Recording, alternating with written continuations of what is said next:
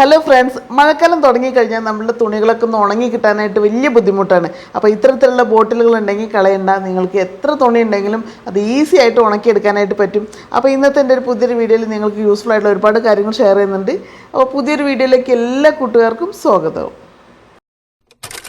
ഇന്നത്തെ വീഡിയോയിൽ ആദ്യം കുറച്ച് ചെറുനാരങ്ങയുടെ തൊലിയാണ് ഇപ്പോൾ എടുത്തു വെച്ചിട്ടുള്ളത്. ജ്യൂസെല്ലാം പിഴിഞ്ഞെടുത്തതിൻ്റെ തൊലിയാണ് കേട്ടോ. എന്നിട്ട് ഒരു മിക്സി ജാറിലേക്ക് ഇട്ട് കൊടുക്കുന്നുണ്ട്. എന്നിട്ട് വെള്ളം ഒഴിച്ചിട്ട് നല്ലതുപോലെ ഒന്ന് അരച്ചെടുക്കുക. അപ്പോൾ ഈ അരച്ചെടുത്തതിലേക്ക് ഇനി നമ്മൾ കുറച്ചധികം വെള്ളം ഒഴിച്ചിട്ട് ഒന്ന് മിക്സ് ചെയ്തിട്ട് ഒരു കടായിലേക്ക് ഒഴിക്കുന്നുണ്ട്. ഇത് നല്ല സ്ട്രോങ് ആണ്, അപ്പോൾ കുറച്ചും കൂടി വെള്ളം നമുക്കിത് ആവശ്യം വരും. അപ്പോൾ എന്നിട്ട് വെള്ളം ഒഴിച്ചിട്ട് ഇത് എന്താ ചെയ്യേണ്ടത് വെച്ചാൽ നല്ലതുപോലെ ഒന്ന് തിളപ്പിച്ചെടുക്കണം. ഇതിൽ ഈ ചെറുനാരങ്ങയുടെ എല്ലാ തരത്തിലുള്ള തോലും അതിൻ്റെ ഇതൊക്കെ നാരുകളൊക്കെ ഉണ്ടാവും, എന്നാലും കുഴപ്പമില്ല. എന്നിട്ട് ഇത് നന്നായിട്ടൊന്ന് തിളപ്പിച്ചെടുക്കണം. അപ്പോൾ നമ്മളിതിലൊന്നും തന്നെ ചേർത്തിട്ടില്ല. നല്ലതുപോലെ തിളച്ച് വരുന്ന സമയത്ത് ഇതിലേക്ക് നമുക്ക് പ്രിസർവേറ്റീവായിട്ട് കുറച്ച് കല്ലുപ്പ് കൂടി ചേർത്ത് കൊടുക്കാം. അപ്പോൾ നമ്മൾ ഈ ഒരു ലിക്വിഡിനെ ഇനിയും സ്ട്രോങ് ആക്കുകയും ചെയ്യും. നമ്മൾ ഈ കല്ലുപ്പ് ഇട്ട് കഴിഞ്ഞാൽ ഇത് ഇട്ടിട്ടുള്ള ഈ ലിക്വിഡ് നമ്മൾ ഉണ്ടാക്കി കഴിഞ്ഞാൽ നമുക്ക് എത്ര ദിവസം വേണമെങ്കിലും സൂക്ഷിക്കാൻ പറ്റും. എല്ലാ തരത്തിലുള്ള തുണികളോ ക്ലീനിങ്ങിനൊക്കെ ഈ ഒരു സൊല്യൂഷൻ യൂസ് ചെയ്യുകയും ചെയ്യാം. അപ്പോൾ ഇനി എന്താ ചെയ്യേണ്ടത് വെച്ചാൽ ഇത് നല്ലതുപോലെ ആറിയതിന് ശേഷം ഇത് നന്നായിട്ടൊന്ന് അരിച്ചെടുക്കുക. ഇതിൽ നമ്മൾ ചെറുനാരങ്ങയുടെ തൊലിയും അതിൻ്റെ നാരും കുരുവിൻ്റെ പീസൊക്കെ ഉണ്ടാവും. അപ്പോൾ അതൊക്കെ ഒന്ന് പോകുന്നതിന് വേണ്ടി അരിച്ചെടുക്കുക. തരിയൊന്നും ഇല്ലാണ്ട് ഈ അരിച്ചെടുത്തിട്ടുള്ള ഈ ഒരു ലിക്വിഡിലേക്ക് ഇനി നമുക്ക് ഞാനിപ്പോൾ കുറച്ച് ഡിറ്റർജൻറ്റിൻ്റെ പൗഡറാണ് കേട്ടോ ചേർത്തുന്നത്. നിങ്ങൾക്ക് ഡിറ്റർജൻറ്റ് ലിക്വിഡ് ഒഴിക്കാൻ ഇഷ്ടമാണെന്ന് വെച്ചാൽ അത് ഒഴിച്ചാൽ മതി. ഇനി നിങ്ങൾ പാത്രങ്ങളൊക്കെ വാഷ് ചെയ്ത് എടുക്കുന്നതിന് വേണ്ടിയിട്ടാണ് ഈ ലിക്വിഡ് യൂസ് ചെയ്യുന്നതെന്നുണ്ടെങ്കിൽ നിങ്ങൾ ഡിഷ് വാഷ് ലിക്വിഡ് ഒഴിച്ചാൽ മതി. ഇതിപ്പോൾ നമുക്ക് തുണികൾ മറ്റ് ക്ലീനിങ്ങിൻ്റെ ഇതിന് വേണ്ടിയിട്ടാണ് ഈ ഒരു സൊല്യൂഷൻ ഉണ്ടാക്കുന്നതുകൊണ്ടാണ് ഡിറ്റർജൻറ്റിൻ്റെ പൗഡർ ഇട്ടിട്ടുള്ളത്. അത് ഓപ്ഷനാട്ടോ. പാത്രം കഴുകാനാണോ നിങ്ങൾ ഈ ലിക്വിഡ് യൂസ് ചെയ്യുന്നുണ്ടെങ്കിൽ ഡിഷ് വാഷ് ലിക്വിഡിൻ്റെ ഇത് ചേർത്തിയാൽ മാത്രം മതി. അപ്പോൾ ഇത് നന്നായിട്ടൊന്ന് ഈ സോപ്പ് പൊടി നല്ലപോലെ ഒന്ന് ഇളക്കി മിക്സ് ആക്കിയതിന് ശേഷം നമുക്കൊരു ബോട്ടിൽ സൂക്ഷിക്കാം.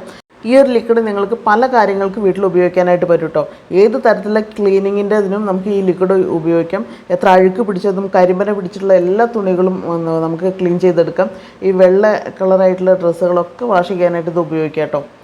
അപ്പോൾ നമ്മൾ കിച്ചണിലുള്ള എന്താ പറയുക നല്ല അഴുക്ക് പിടിച്ചിട്ടുള്ള അല്ലെങ്കിൽ മെഴുക്കൊക്കെ ആയിട്ടുള്ള തുണികളൊക്കെ നമ്മൾ ഇതുപോലെ ഈ ലിക്വിഡ് ഒഴിച്ചിട്ട് കഴുകുകയാണെന്നുണ്ടെങ്കിൽ പെട്ടെന്ന് തന്നെ ക്ലീൻ ആവുന്നതാണ്. ഇപ്പോൾ ഞാൻ കണ്ടോ നല്ല അഴുക്കായിട്ടുള്ള കുറച്ച് സോക്സ് എടുത്തിട്ട് നമ്മൾ ഒരു 5 മിനിറ്റ് ഈ ലിക്വിഡിൽ കുറച്ച് വെള്ളം ഒഴിച്ചിട്ട് വെച്ചിട്ടേ ഉള്ളൂ. നല്ലതുപോലെ അത് എന്താ പെട്ടെന്നൊരു മാഞ്ഞു പോകുന്ന രീതിയാണ് കാണുന്നത്. കുറച്ച് നേരം വെച്ചപ്പോൾ തന്നെ പെട്ടെന്ന് അത് മാഞ്ഞു പോയിട്ടുണ്ട് കേട്ടോ. അപ്പോൾ അത്രയും എഫക്റ്റീവായിട്ടുള്ള ഒന്നാണ്. അപ്പോൾ നിങ്ങളെല്ലാവരും ഒന്ന് ചെയ്ത് വെക്കണം കേട്ടോ. അത് വീട്ടിൽ എന്തായാലും നമ്മൾ ചെറുനാരങ്ങ പിഴിഞ്ഞ് കഴിഞ്ഞതിൻ്റെ തോല് വേസ്റ്റായിട്ട് പോകില്ലേ. അപ്പോൾ ഇതുപോലെ ഒന്ന് കുറച്ച് സമയം നമ്മൾ മുക്കി വെച്ചിട്ട് ഒന്ന് പിഴിഞ്ഞെടുക്കുമ്പോൾ തന്നെ നിങ്ങൾക്ക് അറിയാൻ പറ്റും നല്ല ക്ലീനായി കിട്ടും. പിന്നെ ഇത് കൂടാതെ തുണികൾ കഴുകാൻ മാത്രമല്ല ഞാൻ എടുക്കുന്നത്. അപ്പോൾ നല്ല അഴുക്ക് പിടിച്ചുള്ള ഒരു ഷൂ ആണ് ഇട്ട് എടുത്തിരിക്കുന്നത്. അപ്പോൾ അതിന് ഈ ലിക്വിഡ് കുറച്ചൊരു തുണിയിലേക്ക് ആക്കിയതിന് ശേഷം ഇതൊന്ന് തുടച്ച് കൊടുത്താൽ അതിന്മേലുള്ള എല്ലാ കറുപ്പായിട്ട് നിൽക്കുന്ന എല്ലാ ഭാഗവും ക്ലീനായി കിട്ടും കേട്ടോ.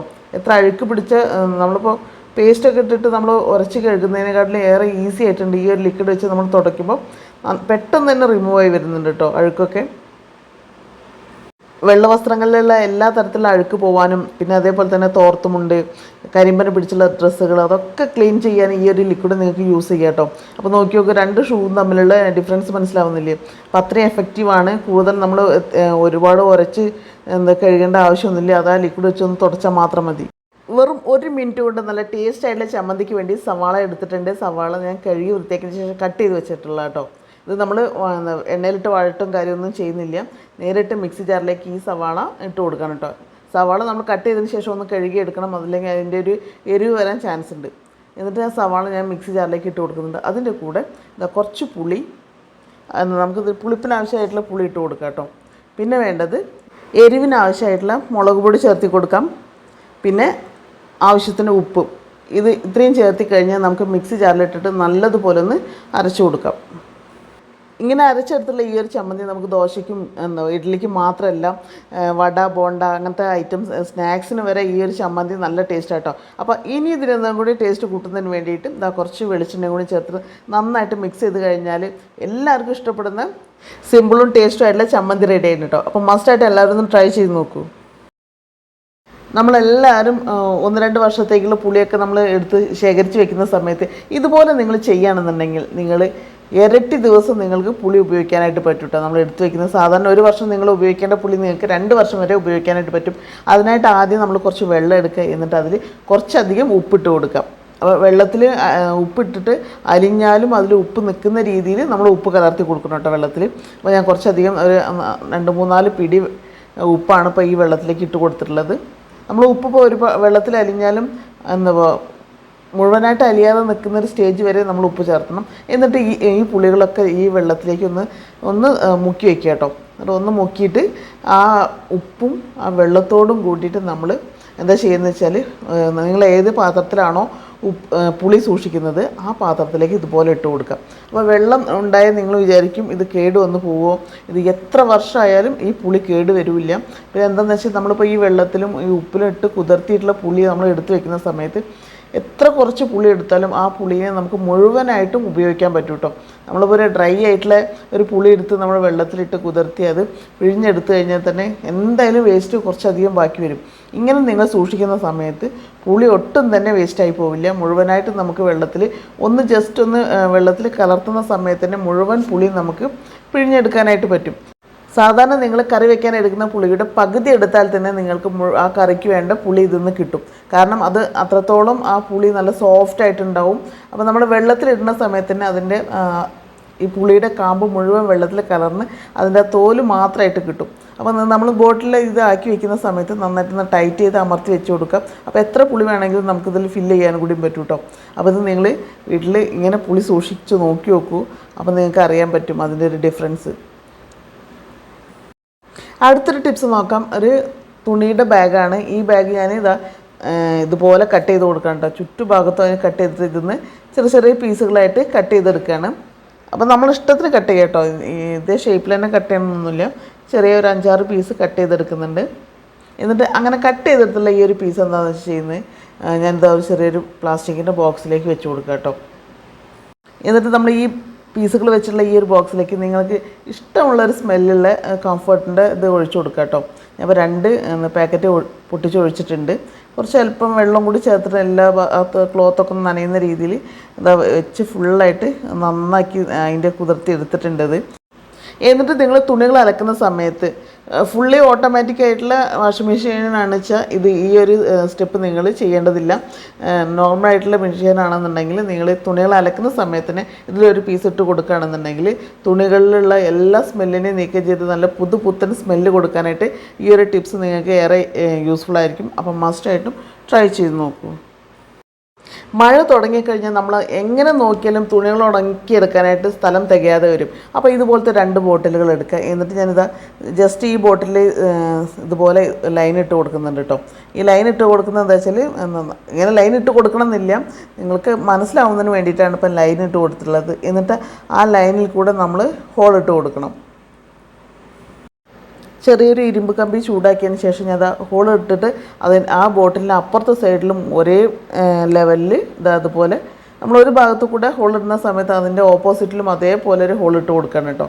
അതാണ് ചെയ്യുന്നത്. അതാകുമ്പോൾ നമുക്ക് കറക്റ്റായിട്ട് മിസ്റ്റേക്ക് ഇല്ലാണ്ട് ഒരേ അകലത്തിൽ നമുക്ക് ചെയ്യാനായിട്ട് പറ്റും. അതിനായിട്ട് ഹോൾ ഇടുന്ന സമയത്ത് 2 ഭാഗത്തും ഒരേ ടൈമിൽ ഇടുക ഇതുപോലെ. പിന്നെ ബോട്ടിലിൻ്റെ 2 അടപ്പിലും ഇതുപോലെ ഓരോ ഹോൾ ഇട്ട് കൊടുക്കാം. ഇതും നമുക്ക് ആവശ്യം വരും. അപ്പോൾ 2 അടപ്പിലും ഇതേപോലെ ഓരോ ഹോൾ ഇട്ട് കൊടുത്തു. ബോട്ടിലിന് ഇതേപോലെ ഒരേ ലെവലിൽ പിടിച്ച് നിർത്തുന്നതിന് വേണ്ടിയിട്ട് നമ്മൾ ബോട്ടിൽ അടയ്ക്കുന്ന ആ ടോപ്പിൻ്റെ ആ ഒരു ഭാഗത്തിന് അതേ അളവിന് ബോട്ടിലെ താഴ്ഭാഗത്തും ഇതുപോലൊരു ഹോൾ ഇട്ട് കൊടുക്കണം. അപ്പോൾ നമ്മൾ ഇത്രയും ഹോൾ ഇട്ട് കൂടാതെ ബോട്ടിലെ ഏറ്റവും താഴ്ഭാഗത്തും ഒരു ഹോൾ ഇട്ട് കൊടുക്കുക. അപ്പോൾ നമ്മൾ ഈ ഫ്രണ്ടിലേക്ക് കണക്ട് ചെയ്യാനായിട്ട് ഈസി ആയിരിക്കും. ബോട്ടിലെ ഈ നെക്ക് ഭാഗത്തേക്ക് കണക്ട് ചെയ്യാൻ ഈസി ആവും. ഞാൻ ഒരു ബോട്ടിലിന് ഹോൾ ഇടുന്നതാണ് കാണിച്ചിട്ടുള്ളത്. 2 ബോട്ടിലും ഒരേപോലെ ഞാൻ ഹോൾ ഇട്ട് കൊടുത്തിട്ടുണ്ട്. ഇനി അത് എങ്ങനെയാണ് ചെയ്യേണ്ടതെന്നുള്ള ഡെമോ കൂടി കാണിച്ചു തരാം. ഒരു പ്ലാസ്റ്റിക്കിൻ്റെ ചെറിയൊരു കയർ എടുത്തിട്ടുണ്ട് ഞാൻ. ഒരു ബോട്ടിൽ എടുത്തിട്ട് അതിൻ്റെ ഒരറ്റത്തുനിന്ന് മറ്റേ അറ്റത്തേക്ക് ഇതുപോലെ അത് കയറിട്ട് കൊടുക്കുകയാണ് കേട്ടോ. അപ്പോൾ ഇതുപോലെ കയറിട്ട് കൊടുത്തതിന് ശേഷം ഇനി എന്നിട്ട് നമുക്ക് അതിൻ്റെ ആ തുമ്പെടുത്തിട്ട് മറ്റേ ബോട്ടിലേക്ക് കണക്ട് ചെയ്യണം. ഇതെന്താണെന്ന് വെച്ചാൽ നമ്മൾ എടുക്കുന്ന കവറ് ഈ ബോട്ടിലെ ഈ ഹോളിൽ കൂടെ ഒരു ബോട്ടിൽ നിന്ന് മറ്റൊരു ബോട്ടിലേക്ക് ഇങ്ങനെ കണക്ട് ചെയ്തിട്ട് ഇതുപോലെ കൊടുക്കുക. അപ്പോൾ ഞാൻ ചെറിയൊരു പീസ് എടുത്തിട്ടാണ് ഇപ്പോൾ ഡെമോ കാണിച്ചിട്ടുള്ളത്. നിങ്ങൾക്ക് വ്യക്തമാവുന്നതിന് വേണ്ടിയിട്ടാണ് ഇപ്പോൾ ഇങ്ങനെ ചെയ്തിട്ടുള്ളത്. നിങ്ങൾ വീട്ടിൽ തുണികൾ തോർത്തിടുന്ന സമയത്ത് ഇത് വലിയ ലെങ്ത്ത് എത്രയാണ് നിങ്ങളുടെ ലെങ്ത്ത് അതിനനുസരിച്ച് നിങ്ങൾക്ക് ഈ ഒരു കയറിൻ്റെ നീളം കൂട്ടുകയും കുറയ്ക്കുകയൊക്കെ ചെയ്യാൻ നിങ്ങളുടെ സ്പേസിനനുസരിച്ച് നിങ്ങളുടെ സ്ഥലത്തിനനുസരിച്ചിട്ടും അതിൻ്റെ നീളം കൂട്ടും കുറയ്ക്കുകയൊക്കെ ചെയ്യുക. എന്നിട്ട് നമ്മൾ ആദ്യം എന്താ ഹോളിട്ട് വെച്ചുള്ള ഇതുപോലത്തെ ബോട്ടിലിൻ്റെ ക്യാപ്പിലും ഇതുപോലെ നോട്ട് ഇട്ടിട്ട് ടൈറ്റ് ചെയ്യുകയാണെന്നുണ്ടെങ്കിൽ അത് ഊരി വരാതിരിക്കുകയും ചെയ്യും. കണ്ടോ, ഇതുപോലെ നിങ്ങളുടെ വീട്ടിലെ സ്ഥലപരിധിക്ക് ഉള്ളിൽ വെച്ച് തന്നെ നിങ്ങൾക്ക് ഒരുപാട് തുണികൾ ഇതുപോലെ ചെയ്ത് കഴിഞ്ഞാൽ ഉണക്കിയെടുക്കാനായിട്ട് പറ്റും. ഈ ബോട്ടിൽ നിങ്ങൾക്ക് ഞാൻ ബോട്ടിലിൻ്റെ ബാക്കിൽ ഒരു ഹോൾ ഇട്ട് കൊടുത്തിട്ടുണ്ട്. ഹാങ് ചെയ്ത് വെക്കാം, ഇല്ലെങ്കിൽ കേബിൾ ടൈ വെച്ച് നന്നായിട്ട് ടൈറ്റ് ചെയ്ത് കൊടുക്കാം. നിങ്ങളുടെ സ്പേസിനനുസരിച്ച് ഈ ബോട്ടിലിൻ്റെ അകലം കൂട്ടുകയും കുറയ്ക്കുകയൊക്കെ ചെയ്യാം. അപ്പോൾ അതിനനുസരിച്ച് കയറ് എടുത്താൽ മാത്രം മതി.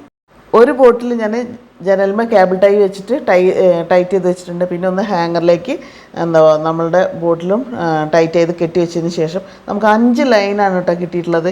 ഈ 5 ലൈനിൽ നമുക്ക് ഈസി ആയിട്ട് തുണികൾ ഉണക്കിയെടുക്കാനായിട്ട് പറ്റും. അപ്പോൾ ഒരു കുറഞ്ഞ സ്പേസ് ആണെങ്കിലും ഒരുപാട് തുണികൾ നമുക്ക് ഉണക്കിയെടുക്കാനായിട്ട് പറ്റും. അപ്പോൾ ഈ ഒരു ടിപ്സ് നിങ്ങൾക്ക് യൂസ്ഫുൾ ആണ് എന്നുണ്ടെങ്കിൽ നിങ്ങളുടെ ഫ്രണ്ട്സ് ആൻഡ് ഫാമിലിക്ക് എന്തായാലും ഷെയർ കൂടി ചെയ്ത് കൊടുക്കുക. സബ്സ്ക്രൈബ് ചെയ്യാതെ കാണുന്ന കൂട്ടുകാർ ആരെങ്കിലും ഉണ്ടെങ്കിൽ ഒന്ന് സബ്സ്ക്രൈബ് ചെയ്ത് സപ്പോർട്ട് ചെയ്യാനും കൂടി വിട്ടുപോകരുത്. മറ്റൊരു നല്ലൊരു വീഡിയോ ആയിട്ട് നമുക്ക് വീണ്ടും കാണാം.